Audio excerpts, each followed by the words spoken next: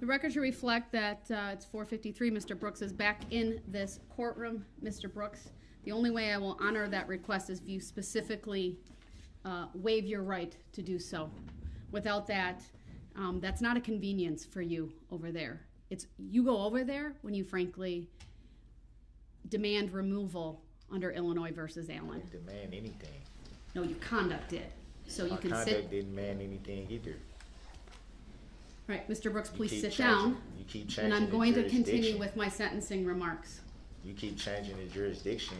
Jurisdiction is subject matter jurisdiction that has yet to be proven on the record. In Mr. that court Brooks? and in this one. Please sit down.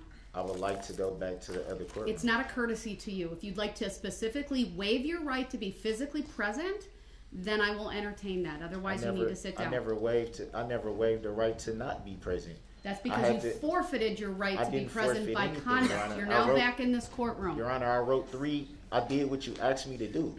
You never once pledged to me, sir, that you would not interrupt. And you're demonstrating by being here that you continue to interrupt. Man, I ain't trying to hear all that, because at the end of the day, I did what you asked me to do. You told the bailiff to tell me. Mr. Brooks, this is not a debate. You told the bailiff to tell me that I had to write. It's not a debate. You asked to come over here, and I honored that, Well, and I I brought you back. exercised my right 3 times.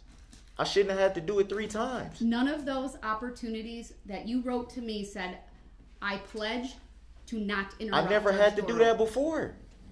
You've never required that before. That is actually not true, sir. You've never required that before. Every single time that I've been brought over there, after some time, sometimes very short, sometimes an extended period of time. You are just simply trying to delay the inevitable. Please sit down. I don't care about the inevitable. It was already written from day one what was going to happen. It doesn't make me lose any sleep about that. I know I'm okay.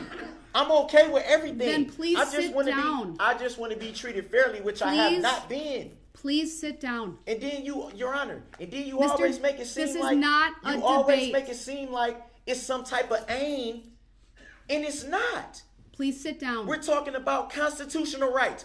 You just told me, or you told the bailiff to tell me that I had to exercise a right that I should already have. I did that. Not once, not twice, 3 times. And it still wasn't honored. And then I raised this sign. I'm waving this for like 20 minutes, saying I would want to come back. I'm doing this. You're here now. Can I come back? Can I come back? Can I come back? So sit down. It wasn't honored. And then I said, okay, finish. I'll write this, and I'll see if Your Honor can see it on the screen. The objection sign saying, I've exercised my right to be present. If you stop for a minute, I have the order of the court? I'll explain it, but you have to stop so I can explain it. Your Honor, I did what you asked me to do. Actually not.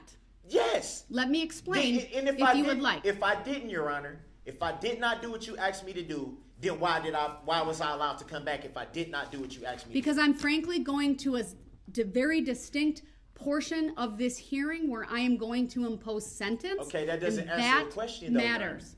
That doesn't answer the question. Please sit down, and I will explain and remain quiet without interrupting me. With all due respect.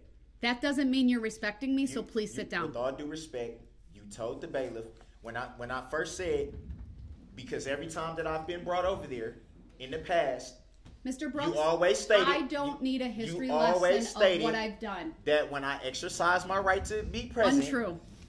You've always said, untrue. We have the record. We have the record. We can dig into the record. Mr. Brooks, I know what the requirement was of me going over there.